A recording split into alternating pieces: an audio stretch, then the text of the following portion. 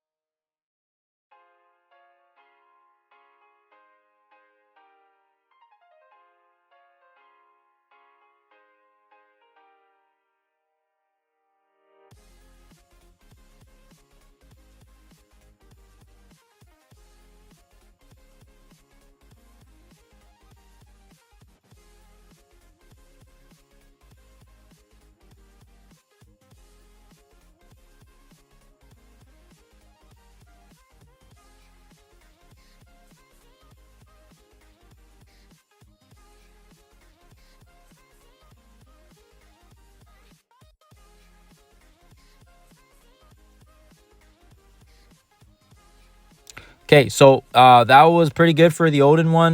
We'll try to see if we can do some more damage. And again, here now, this is probably supposedly one of the better teams. I haven't been able to get a knockout damage with it, but for this one as well, very similar to the other teams. You want to make sure you don't get any stuns from Speedball on there, and you also don't want to do any ability blocks. So Speedball is kind of useless here. He's basically just going to be basicking the whole time, which isn't a bad thing. Make him a striker so he can get the extra bleeds on there, and then you want to make sure you can save Eclipse's heals as well here when the characters get low. But yeah, ultimately, it's just going to be a battle of whenever the rage clock hits 100. But yeah, these guys basically can hold their own, and the more damage you can get on these guys, whether you switch them to strikers or raiders, that's going to help out in terms of the damage side of things. This is going to increase the damage and help you out. And remember, Daredevil can also give them increased crit chances from his passive to give the counterattacks. Everybody can crit, so they just have a little, or he has a higher chance to crit, I guess, if he has the counterattack. But yeah, just do the damage there, and yeah, you'll kind of see how much damage it did here as well here. But yeah, not really much else to say other than I'll leave the full gameplay here so you guys can have a look at the battle as well.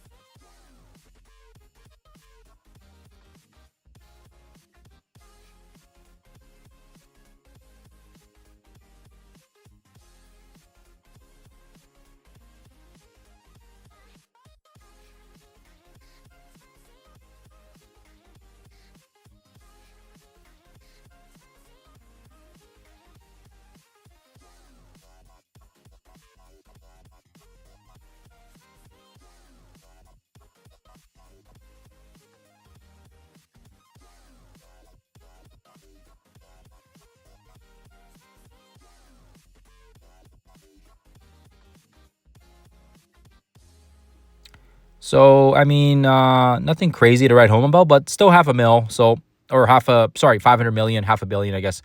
Still very, very good. The fourth team will use the Insidious 6.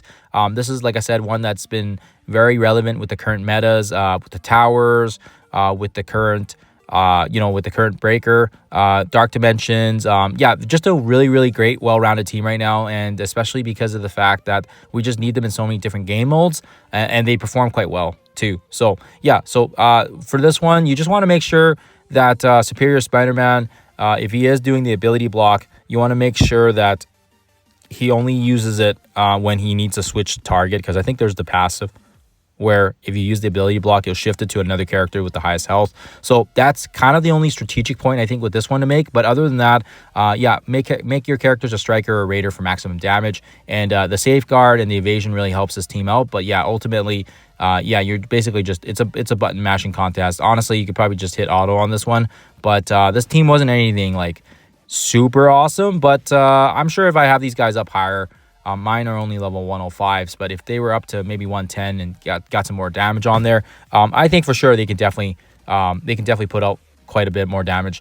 And yeah, like I said, it's too bad that they just don't have, they don't have the sustain that the Fantastic Four have. They don't have the heals that the Daring Warriors have, and definitely for sure they don't have the stun combo, right? But still a very solid team because they are raid relevant, and people would have built these guys up for other game modes aside from that. So I'll leave you guys with that, and you'll be able to see the damage here as well.